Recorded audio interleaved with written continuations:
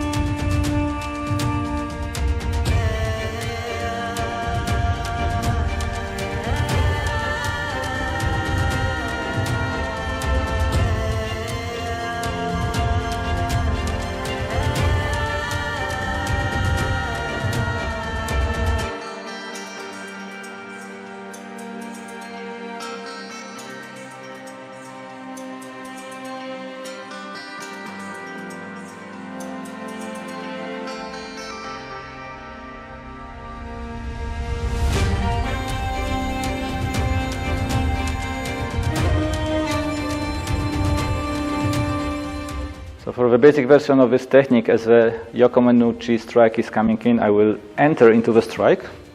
So I will slide forward a little bit to the side of uke, not to collide with him, going straight forward. Once I get this, I have to adjust my position a little bit to go underneath the elbow and bring his arm to the other side where I can grab the wrist.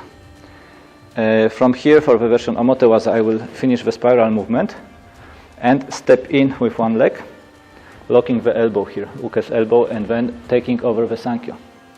Once I have a Sankyo, I will move around the arm, the elbow, the shoulder of the uke. So I will do an irimi tenkam, moving in front of the uke.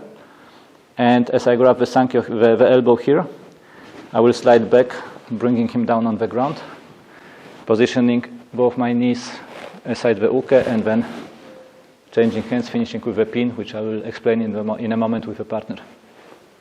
So let's move now to the explanation of the movements with the uke, with a partner.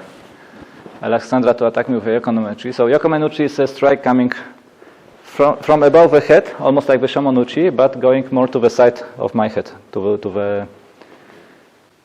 the side of my head. And as she does this, I want to enter into the attack this way. So I want to stretch out my arm, make a step a bit to the side, stretch out my arm. But actually, I want to catch her arm just a little bit below the elbow, here. And I can get into the feet again. You see that here I'm taking almost her balance with this entry. If I'm above the elbow, the risk is that, so I have less connection to the feet. She can use the forearm to do something.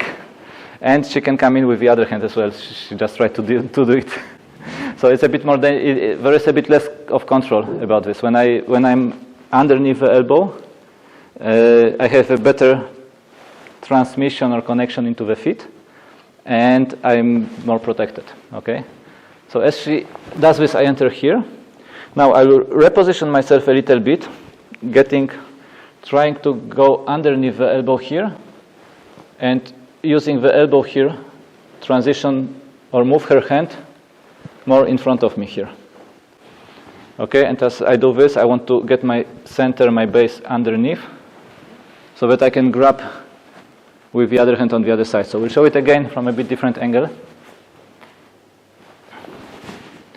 So I'm moving here underneath, bringing the elbow to the other side, bringing the wrist in front of me. I still control the space here. I don't want to be hit with the other hand. So I still control here until the wrist arrives here, and then I can take it over. So I'm still keeping the space here closed, okay, and under control. So from here, for the omote waza version, I will transition like for the ikkyo, finish the spiral, and then enter with a small step with the other foot, locking the elbow of the uke in front of my knee, like holding it with my elbow from the top and in front of my knee, okay? So in this position, I can control more or less the position of the uke. She cannot get up again. She cannot do a lot of things here, so I can transition to grab the Sankyo. And to grab the Sankyo, I'll still keep the elbow on her elbow. I come here with my hand from underneath, stretching out the fingers with my right hand and taking the edge of her hand with my left. Once I have the Sankyo grab here, I will bring it towards my chest, letting her move up a little bit. Now we will move a little bit here to gain some space towards the camera, sorry. Okay, so we're getting up here. I'm using kind of spiral movements from the ground, from my hips, from my body towards the uke. So you can see that it keeps her away from me. If I'm just here, she can come back with the other hand. If I twist it, she cannot. Okay, this is my safety here. And now to finish the Sankyo, I will do an irimi tenkam going around the elbow, the arm. So one, and grabbing the elbow as I'm moving around, I will cut down and grab the elbow. And from here now we will turn a little bit. From here I will start taking steps backwards, pulling her down on the tatami. And then I position my knees on both sides of her shoulder, transition with the other hand grabbing the edge of her hand, putting it against my shoulder and cutting towards the head. Now I can sink in a little bit into the tatami with her shoulder and then move towards the head if needed.